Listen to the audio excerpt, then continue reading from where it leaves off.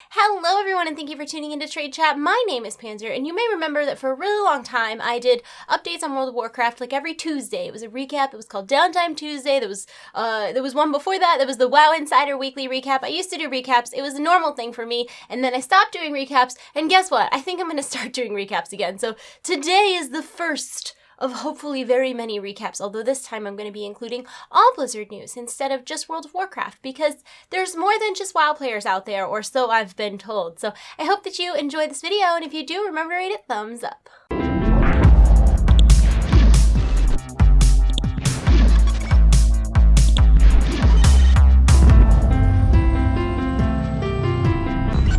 Starting off with Overwatch, as you guys probably already know, Season 4 is now upon us. That came with patch 1.8, which also brought the custom arcade game browser and the dumb, stupid, idiotic Bastion buffs, because that's just what he needed, was to be able to heal while he was running and be tougher when he's in his sentry configuration. I hate him. I hope he gets nerfed soon, because I hate him. The arcade browser is pretty cool if you haven't checked it out. It allows players to create custom games with all sorts of variations and then list them for public joining game friendship. You get it. You get what it does. It's pretty cool. A lot of people are using it to farm experience so they can get loot boxes faster, because you can turn everything up by like 500%, so you can zip through games and get a ton of experience. So if that's something you're trying to do, check it out. And then as far as Season 4 goes, I played all my placement matches and then some. I've probably played 20 or 30 games since the start of Season 4. I won 7 and lost 3 and still placed 1762. Even though of those 7 games that I won, I got play of the game in 2 of them,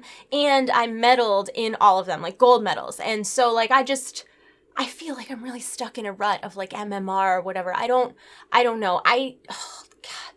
It makes me salty, because I just feel like they place you so much lower than you actually should be, because they want you to go through that climb. But I don't want to go through the climb, man. I just want to place where I should be. I think it's too dependent on last season, but I could rant about this all day. So I'm going to move on to Orisa, who is the new that transition. And finally, the big Overwatch news this week is that Orisa, the 24th hero on the Overwatch roster, was announced this week, and she is a big, bulky, robotic AI tank. She is going to fill a role very similar to Reinhardt. Jeff Kaplan called her an anchor tank, and she is already available to try out now on the PTR if you would like to do that. If you would like to learn more about Orisa, I have a video linked in the info below, but pretty much I'm really excited for her in the Overwatch universe because I enjoy playing tanks, but then also I recently decided that I'm terrified of AI, and I think that's how the world is going to end. So I'm a little uncomfortable with the idea of an 11-year-old making an AI, because so I watched this video. We're going to go off on a tangent here. I watched this video about how the type of AI that we have now, like Siri and Amazon Echo and all of those things, are very like, it's a very basic AI, but even like 25, 30 years ago, we couldn't have imagined being able to just talk to a computer and have it talk back to us. And it's going to take us years and years and years before we get to the point of complex AI, which would be an AI that can think as effectively as a person. But then there's another stage of AI after that I don't know what it's called. And the problem is that once we reach this state of AI, we have no idea how quickly that AI will get to transition itself to this part. And everything could have horrible consequences. Like if you're like, hey, robot, you should make your goal in life to keep people safe. And, they get to the point of being able to think and being able to like have access to the internet, and they realize that the only way to keep people safe is to basically kill all people, because people are dangerous to other people. I don't know. I think we're all going to die in an AI war, and Overwatch is real. Boy, that escalated quickly.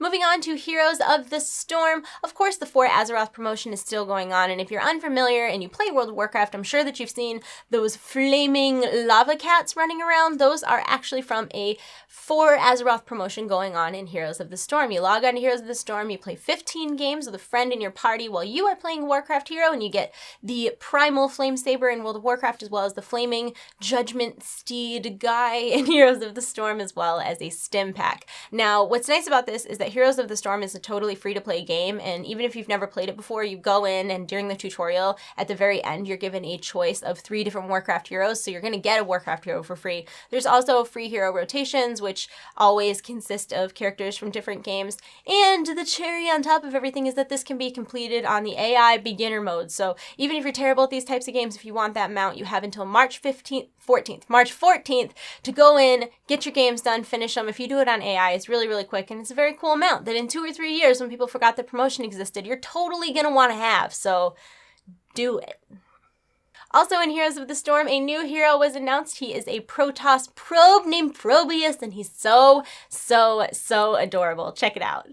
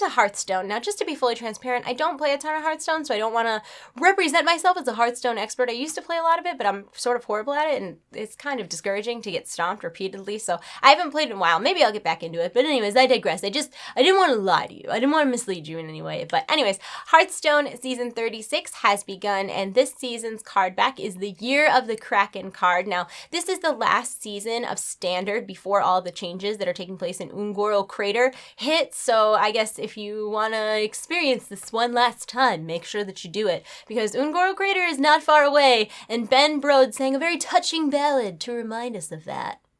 Ungoro Crater is coming sooner than later. Elise is not gonna wait. Her scouts are aiming for haters, yo.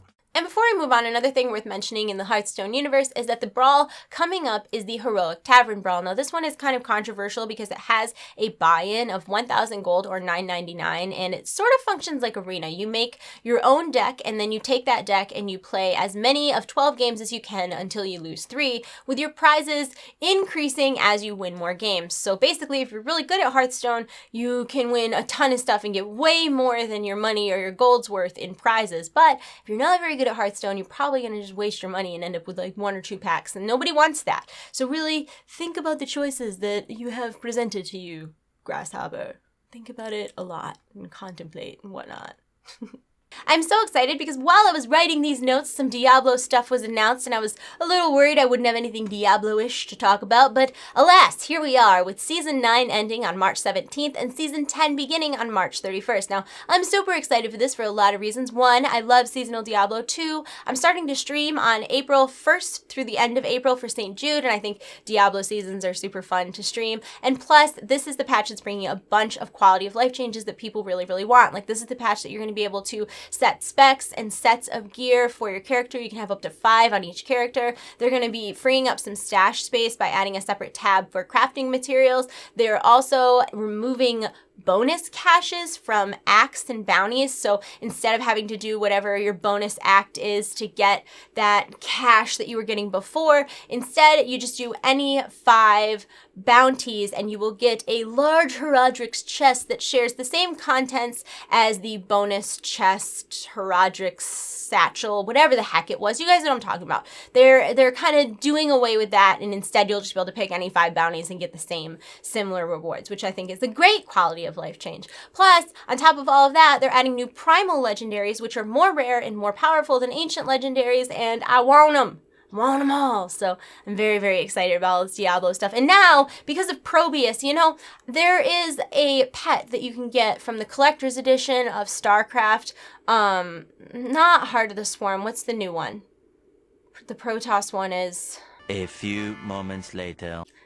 Legacy of the Void, that's what it's called. There is a pet that you can get for the collector's edition of Legacy of the Void that's a little probe. And anytime I play with friends and they have it, I'm jealous. And I'm like, oh, I don't even like play StarCraft, but I want to buy the collector's edition just for the probe pet because it's so cute. And now that Probius has come out in Heroes of the Storm, I pretty much have to buy the Legacy of the Void collector's edition, specifically so I can have the probe in Diablo because it's so cute, I want it.